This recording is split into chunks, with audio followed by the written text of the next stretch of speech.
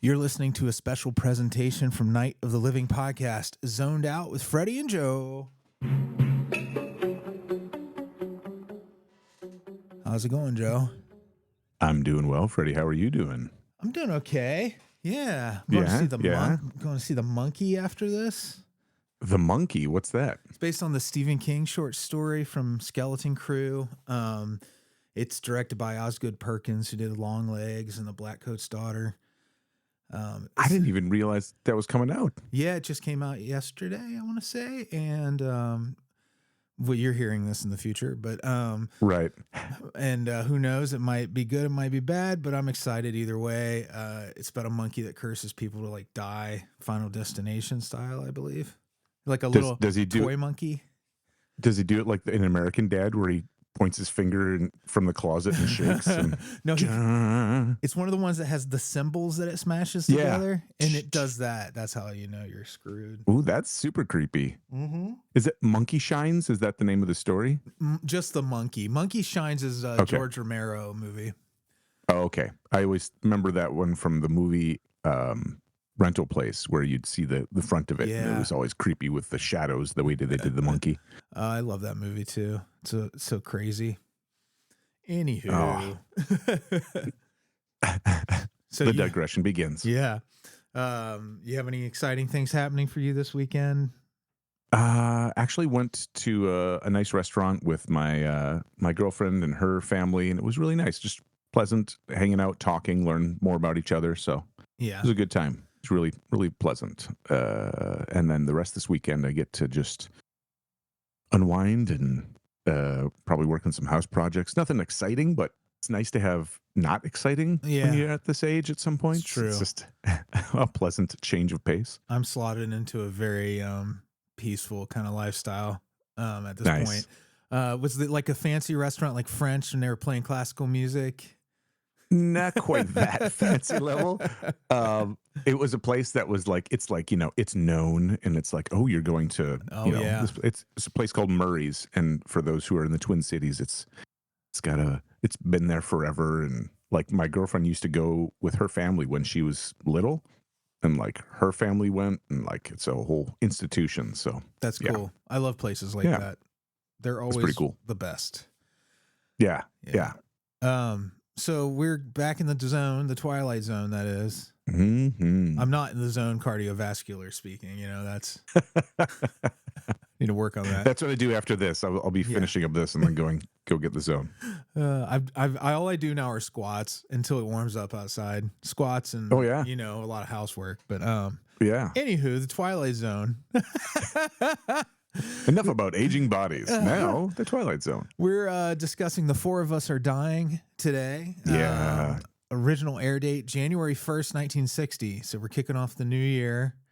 Let's see here. Cast of 17 this time, including Serling. Although mostly background. John Brom is back. He did Time Enough at Last and Judgment Night. This was based on a short story by George Clayton Johnson, who created Ocean's 11. That's remarkable. That's kind of interesting. Yeah. I thought so too. I was like, wow, this guy's got a great pedigree. He also created Logan's Run.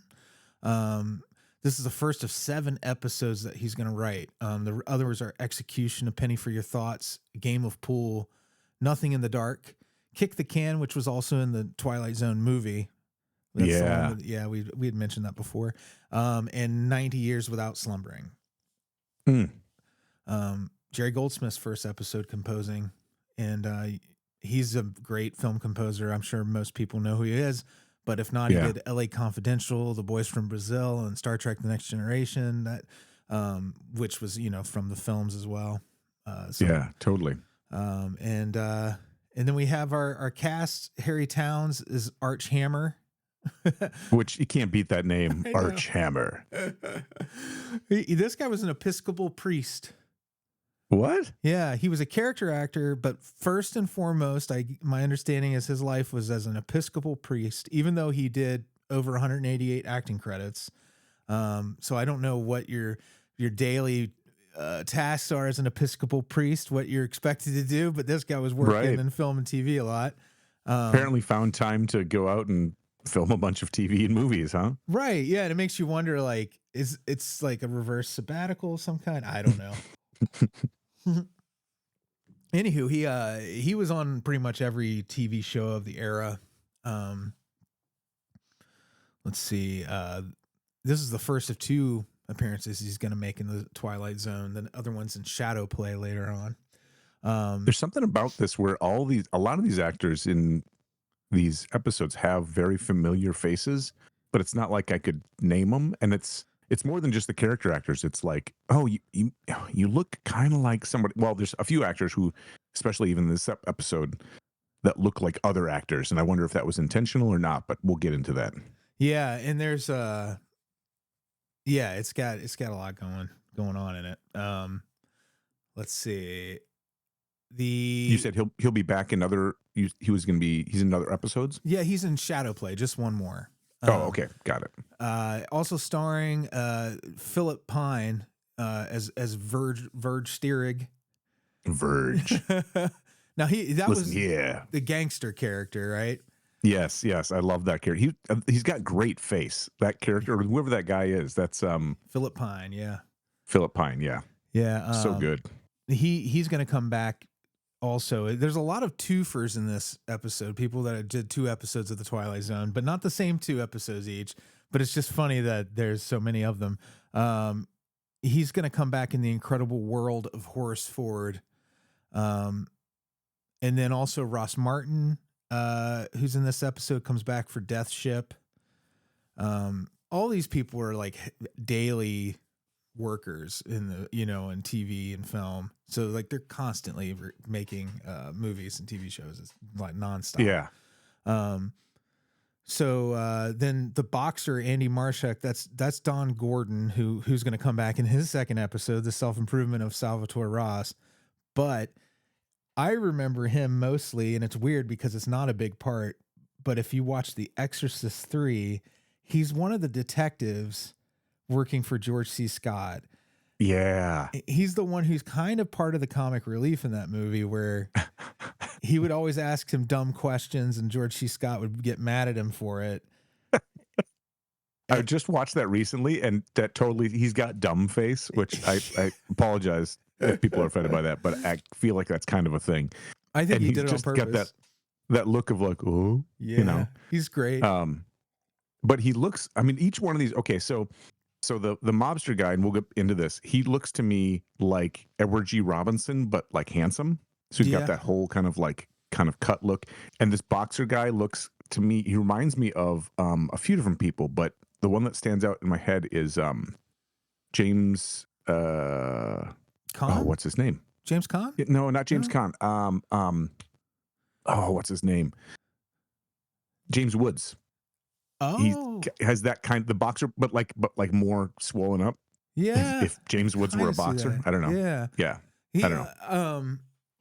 So all 4 of these actors, I'm not including Verge in that because he's not one of the faces, but the main cast of this are all playing essentially really the same character. Yeah. And originally they were going to do makeup on one actor, and then they're like, no, we need to do 4. Just make it 4 actors. So when he changes faces, it's a whole different actor now. Right. So I think at this point, I want to turn it over to you to kind of, you're so much better at synopsizing than I. Oh, it's funny because it was when I saw that note too on the makeup thing, and I think it would have been such a different episode if they were in makeup. You know what I mean? Yeah.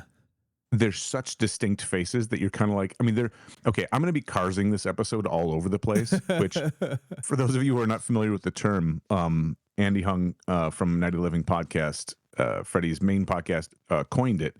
And it's this idea that you look at it and you're like trying to make logic out of the universe that exists.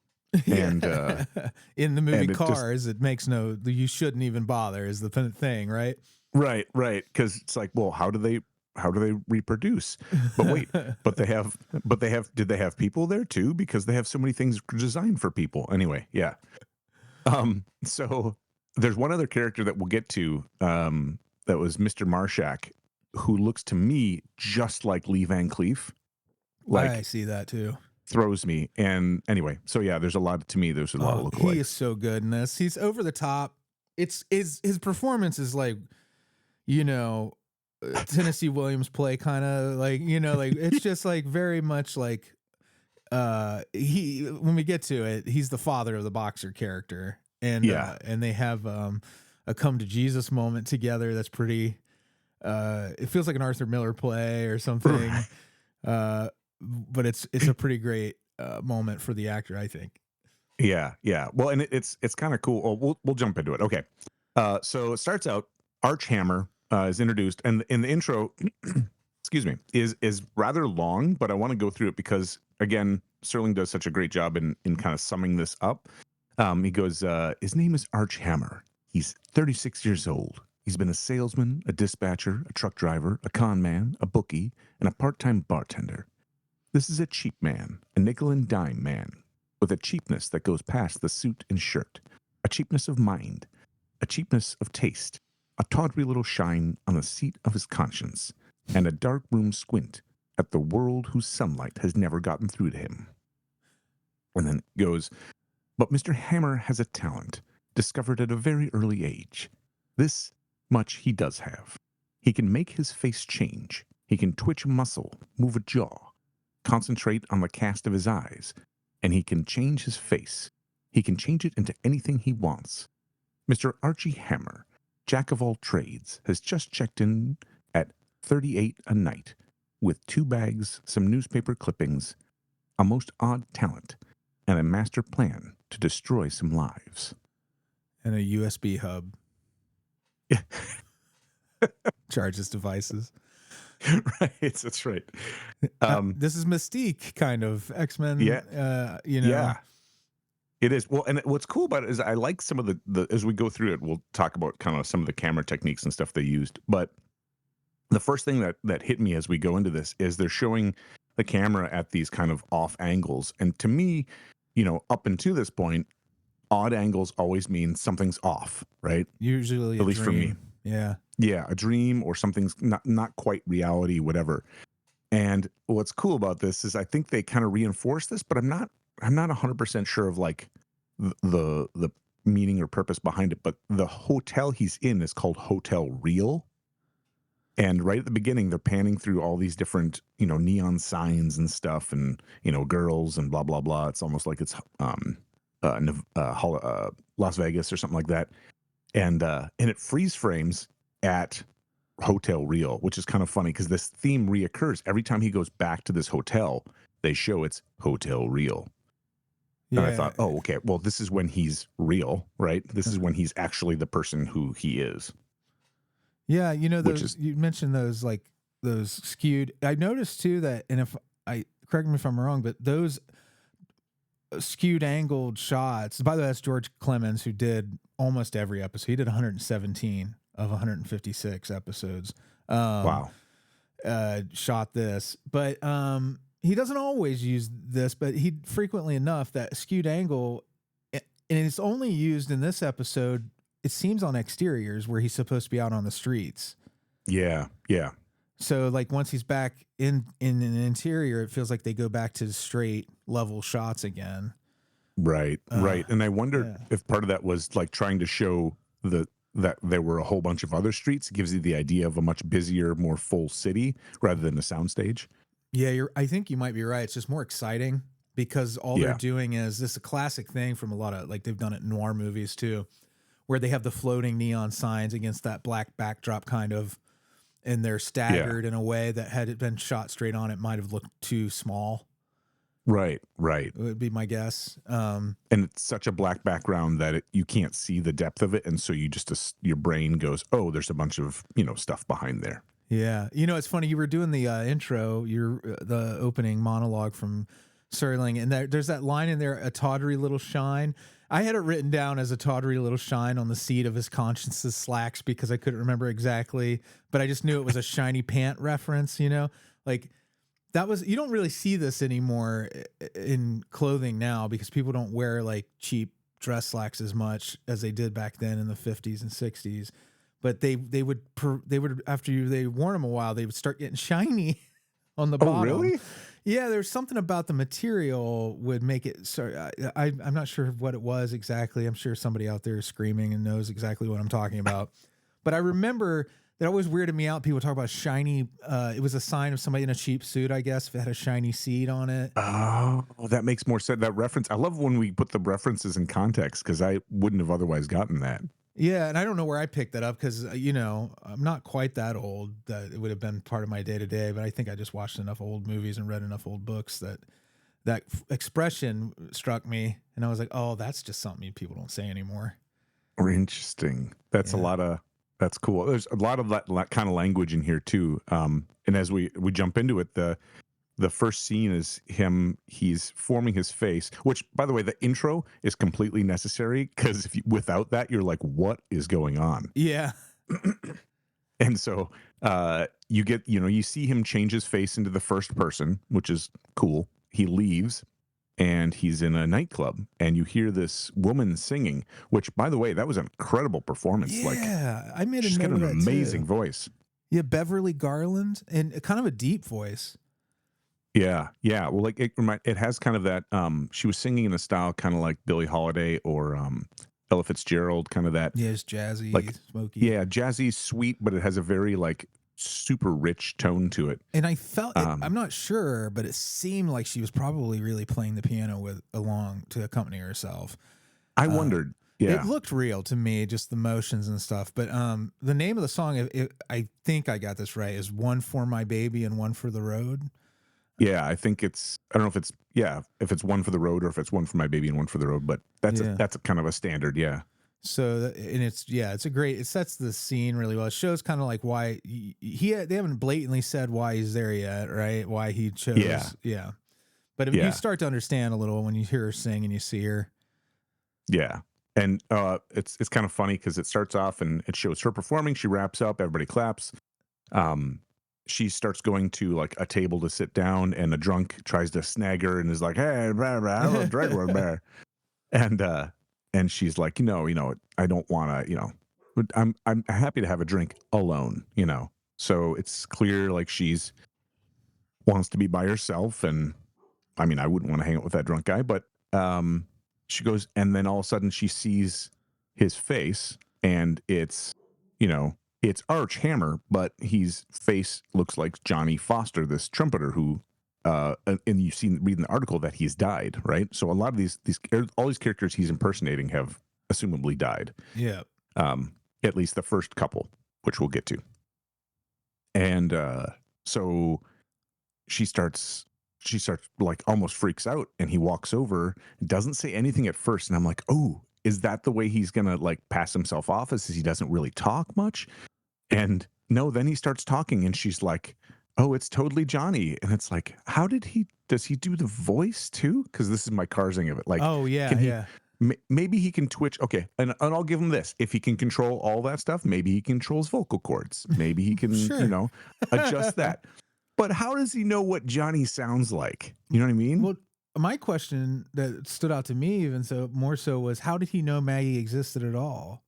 Yeah. Because Yeah. the story is, and we'll get into this, like every time he's changing faces, because that person had something he wanted essentially, Right. and he can Right. get it if he looks like them, is his thought.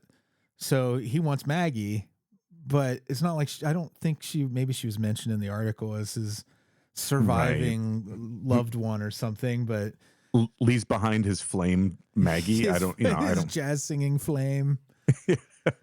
So the way I justified it to myself was I was looking at this and I thought, okay, maybe it says in the intro he's a con man, he's a bookie, blah blah blah. Maybe he did do the research. Maybe he knew this guy ahead of time. Maybe that he's just put the time in to learn about this guy's life and followed him, and he's a weird stalker in that way, because he clearly went into checking into this hotel with a plan. He's got these handful of newspaper articles clipped out that he's got, plans to do stuff. So it was interesting. And he's got like 8 articles. And so he knows about more people than he turns into. When you think about that too, and that it has a lot of potential. It could be a whole series unto itself. Now I think about it, hearing you describe this plan and everything, it makes more sense that this is from the guy who created Ocean's 11 Oh, sure. because of the elaborate schemes and disguises and everything that are involved in those stories where they're breaking into casinos and whatever. So Yeah. like I kind of get that this might even not be a supernatural thing at all, right? It could just be that Right. this writer, um, George Clayton Johnson, that he just likes the idea of a super spy kind of character. Right. Right. And the dialogue they have in here is just great, which again, he knows how Johnny talked. Maybe he hung out with Johnny. I mean, maybe there was a whole thing. So I don't know. But I'm gonna suspend my disbelief. And and so they talk, and their dialogue is just fantastic. It's like, hey, if you what is it? If you don't drink well, don't drink. Yeah. And then and they Johnny, and they're back and forth, and they're talking in these metaphors and big sweeping generalizations, and she's like over the moon for him. Which is important And because again, it's 22, 23 minutes and they have to really sell 4 relationships throughout the episode.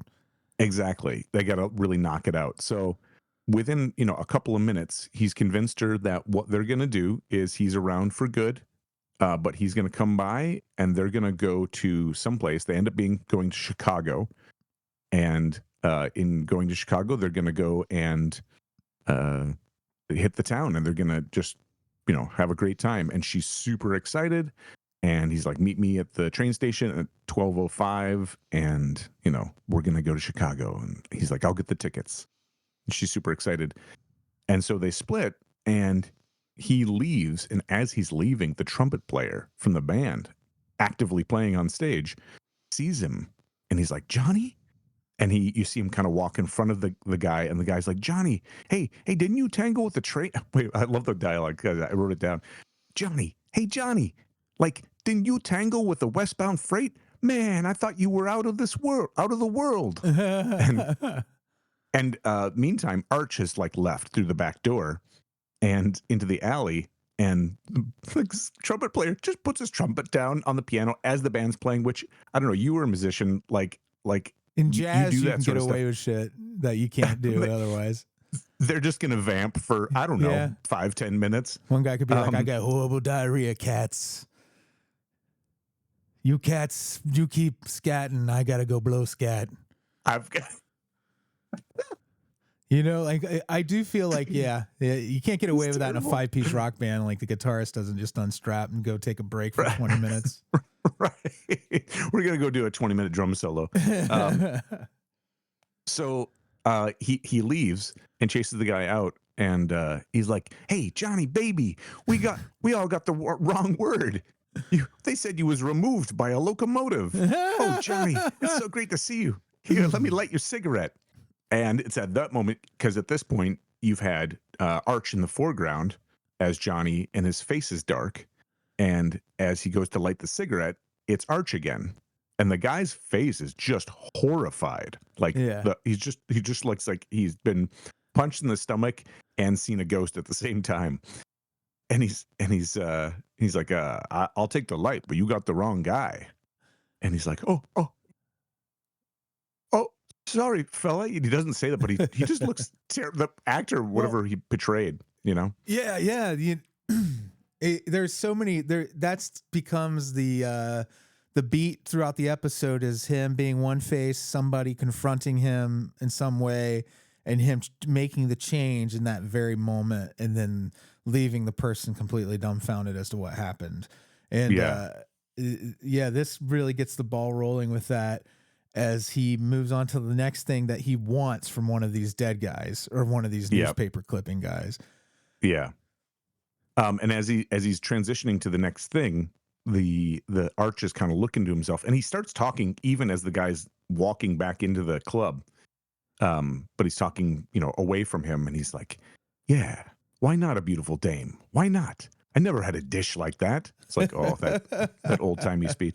Dish. I've never been, and then he says an interesting line. "I've never been loved like that," and it's like, ooh, okay, so like a little depth, right. Why shouldn't I? So he's justifying to himself why he's doing this, because it's sometimes you got to imagine the jig's going to be up. Like, he may have made it past that first moment, but he's not Johnny, right? Right. The moment she's like, "Hey, will you play something?" He'll be like, "Oh, I don't want to play anymore." You That know? would have been hilarious if that had happened in the club when he was there. They give him a trumpet and he's just blowing Yeah, on it, making all kinds of fart noises and you know what I mean? Have you ever heard that recording of the guy who plays "My Heart Will Go on the flute really badly? It's a stand-up comedian, and no. he would come out with the flute and just start playing "My Heart Will Go On," and it's Oh terrible. man. It's pretty funny stuff. That's awesome.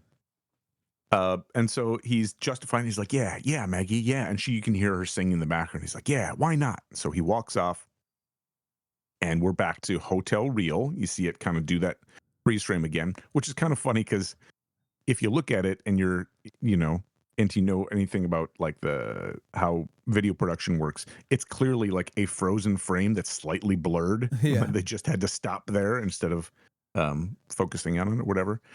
And Arch is working on transforming into his next person, which is kind of a cool scene because it shows his face changing a little bit. Like, he's not quite there, and he does to some face kind of in between, and then he changes to the other face. So I wonder if they got like another actor to do kind of intermediary one, because at the beginning he changes into two different faces that are not related at all to the faces that he changes into later. So it's like there's a lot of no wonder there's 17 cast members in this, because there was a lot of different actors in it. They could have done it like Critters, where it's just a blank face.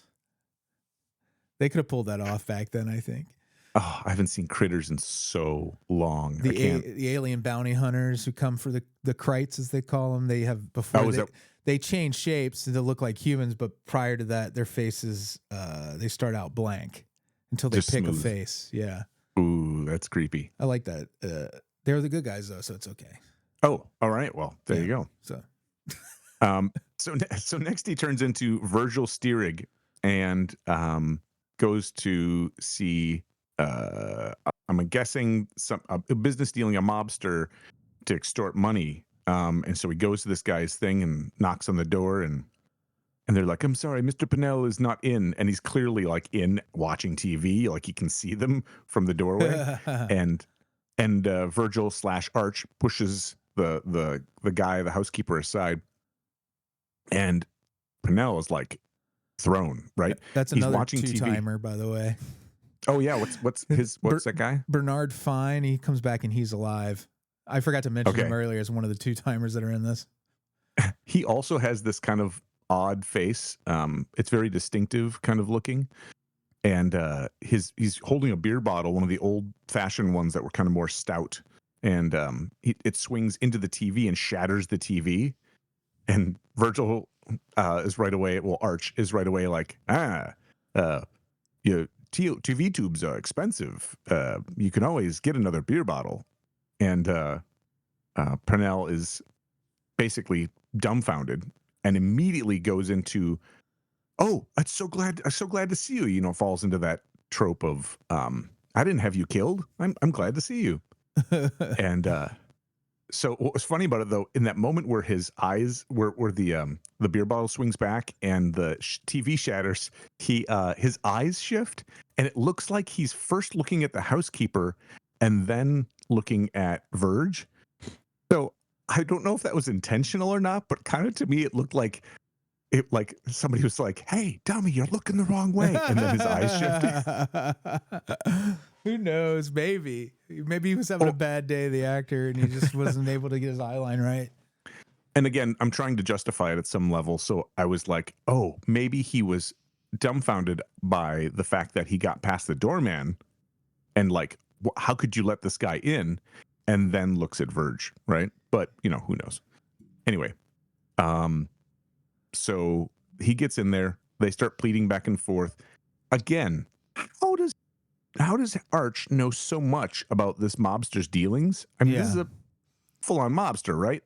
He knows about the deal. He knows generally about the cut.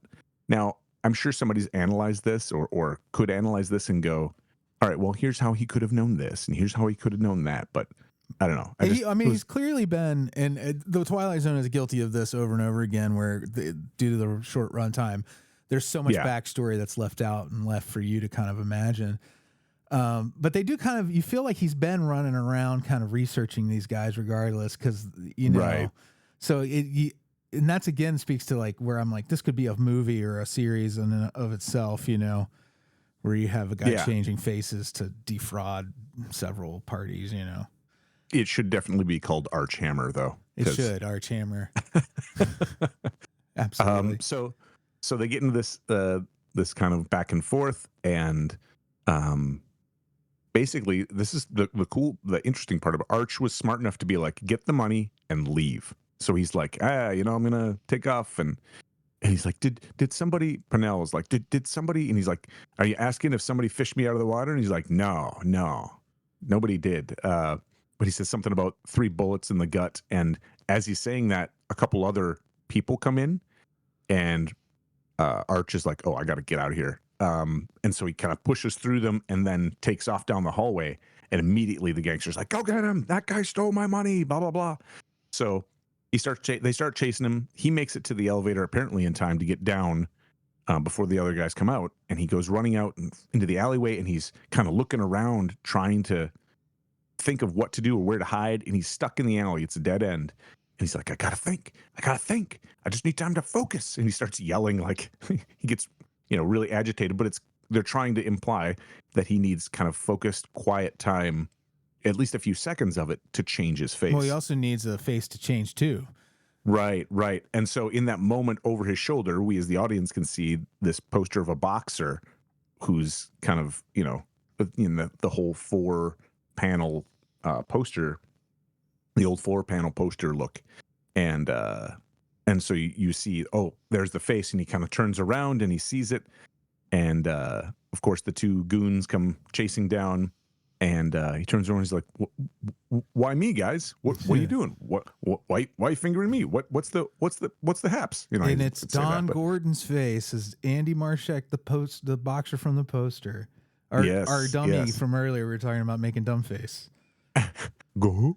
This is the one that I said looks like a puffy James Woods to me. And so they like, oh, sorry, buddy. And then they kind of walk off, and he's, you know, giddy with the fact that he has escaped a second time by changing his face. And so he starts walking back out of the alley. He had dropped his hat earlier, so he picks his hat up again, which is probably a good thing that he had lost his hat, because, you know, if he had the hat on, it might look more suspicious. Anyway, walks out of the alley and lights a cigarette and walks around to a newsroom. And this guy at a newsstand, an older guy, we find out later is Mr. Marshak. Yeah, Peter Bracco. He's the one who we were saying is so big and theatrical, but he was in Spartacus, Throw Mama from the Train, One Flew Over the Cuckoo's Nest, like a bunch of classic movies. Yeah, and he's like what you know, he's like super staggered, and you're like, oh wait, there's some connection, and Arch is trying to figure out, okay, what is the connection? How do I know this guy? And he's trying to play dumb and all this stuff, and the guy's just getting more and more angry and over the top, and he's like, I think a father should recognize his son. And then he's like, but you're a bum. Or he didn't say bum, but he was like, had all kinds of nasty words for him. What did he say? Like, I think he broke his mother's heart, sort of thing. Yeah. Did dirt to a decent little girl who would have cut off an arm for him. Yeah, like he alienated a woman that wanted to love him, his mother, his dad. Yeah. Probably punch drunk, you know. Boy, did you pick the wrong person to turn into. And he's, you know, getting up in his face, and he's like, you don't understand, you know, I'm not that. He didn't say it, something like, I'm not that guy, or something like that. And he just won't get out of his face, so he can't have enough time to change or whatever. And so he ends up like grabbing this old man by the face and pushing him down. And he's, you know, the guy reacts, and Arch goes away, and the guy reacts, and he's like, does this big over the top, like weeping for his son, and, you know, his moment. So, man, he was just chewing scenery. Yeah. It's good stuff.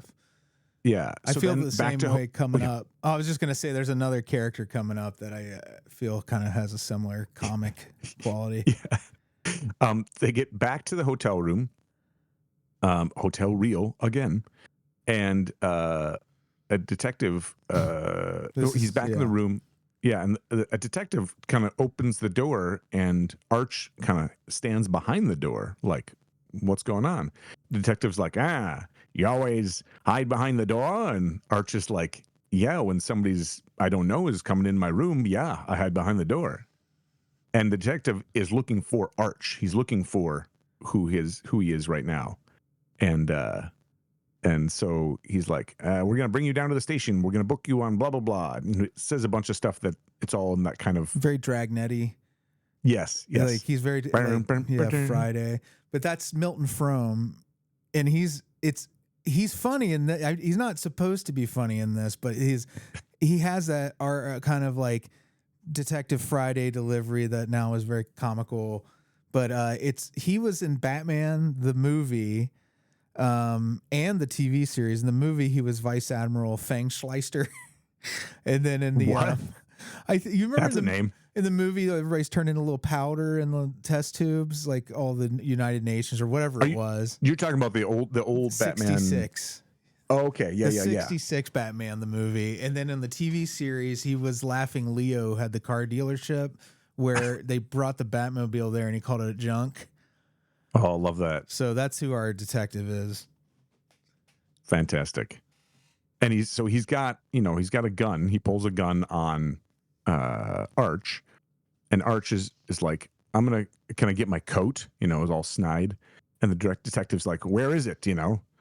Or what does he say? Where is it, on the roof? And he's like, no, it's in the bath, or it's in the closet. So he walks over to the closet, and now normally this is the time when Arch turns into somebody else. So he disappears. He's facing away from the camera. He's facing away from the detective, and he comes back out, and he's still Arch. And you're like, wait a minute. Normally he would change faces at that point. And I don't know if it was because he went into the closet and came back out. It's like, it's too you smart. Can't really change. Yeah. Oh, I found a trap door. So he comes back out, and they go downstairs, and they're leaving the building, and the Arch goes first into a revolving door, and it's a great scene because he goes and whips right back around, and the detective's like, hey! And so Arch whips around a second time, comes out, changes his face back into the boxer, and the detective comes out, and he's like, oh, I thought you were somebody else. Do you see a guy come out here? And he's like, no. And so the detective like runs back into the hotel. So clearly they didn't know about his face changing thing. And the boxer's like, ha ha ha. Arch is like, I got away again. And he turns around, and who is it? It's Marshak's father. It's the old man with a gun. Yeah. This is really tragic. He's so angry and given up on his son to the point now he's just going to murder him. Right? Which is like, wow, that's extreme. And how did he know where to find him? And I don't, again, we'll just let all that go. And he doesn't say anything. He just is looking at him with his death stare. And the guys and Arch is like, hey, just I just need to focus. I just need a second, But he doesn't get a second. He gets shot. And he falls down. And as he falls on the ground, you start to see his face changing. And so the camera does this thing where it kind of does the wavy dream-like thing where as he's changing faces between the different people he has been, it shows, that all four of them are dying, and the outro kicks in. He was Archhammer, a cheap little man who just checked in. He was Johnny Foster, who played a trumpet and was loved beyond words. He was Virgil Steerig, with money in his pocket. He was Andy Marshak, who got some of his agony back on a sidewalk in front of a cheap hotel. Hammer, Foster, Steerig, Marshak, and all four of them were dying. Good title. And then that's it. Yeah. But did you notice anything unique about the outro? Yeah, there's no mention of the Twilight Zone. What the hell? Exactly. What is up? They weren't dying in the Twilight Zone. They were just dying. Yeah. Also, like, I don't even know if they realized that they wanted to do that every time just yet or not. This is what, the 13th episode, maybe something like that. Yeah. Yeah, this episode So it's not one of my favorites, but I no, actually appreciate it more talking about it than I did, watching it. yeah, I do love the soundstage set with the brick wall and the newsstand and all yeah, the skewed angles and the neon neon signs. lights. Yeah, the atmosphere of it's really fun, and it's a good episode. It's just I don't know why it never like stuck as one of my favorites. There's Well, they're something not. different about it. He's not a likable character. I mean, like, there's not, there's a bunch of stuff about it to dislike. But I think what I enjoyed watching it again was just to see what sort of ways they used that trick of changing your face and how they applied it and stuff, and how it just backfired because of recklessness or whatever. He had to do this and didn't think to change back into himself and whatever. So Even more so than that, I think the thing that impressed me is how they gave equal weight to the four characters in such a short runtime. That was really neat because you like I said, you have less than 5 minutes per character to kind of make them matter and for you to give a shit at all. And they do manage to do that with each one, I think. Well, and it's cool because very distinct personalities, very like they still obviously were all the same person because of the story, but like the actors really did their own sections really, really well. So I would have been curious to see what it would have been like with the makeup instead of the four different actors playing the role. But but as it is, it's a cool thing. And I don't know if it had been done quite like that before. The trickster face swap kind of story. Right. But it's pretty good. It's again, like I'd put it in my it might be in the top 20. You know what I mean? But there's like 156 episodes, so that's still pretty good. Still a pretty high ranking. Well, and I love the title of it because it always throws me of like, wait, what does that mean? Yeah. So that pulls me in every time. I do, and I like that you reiterated it when you were talking about that last shot because it does drive it home what it means. Right. Because it's not obvious. Yeah. And, I wonder, I'm curious now too, because it wasn't clear. The only one that wasn't clear that was actually dying in real life was the boxer.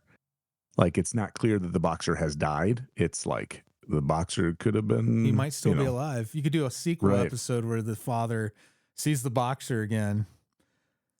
And he's like, amends. You came back to life. And and then they heal the wounds and accept that the boxer has CTE and hauls off and I don't know, does something else terrible. Apparently the boxer was a terrible person. Yeah, he wasn't a nice guy. Yeah. You have anything else you want to say about Four of Us Are Dying?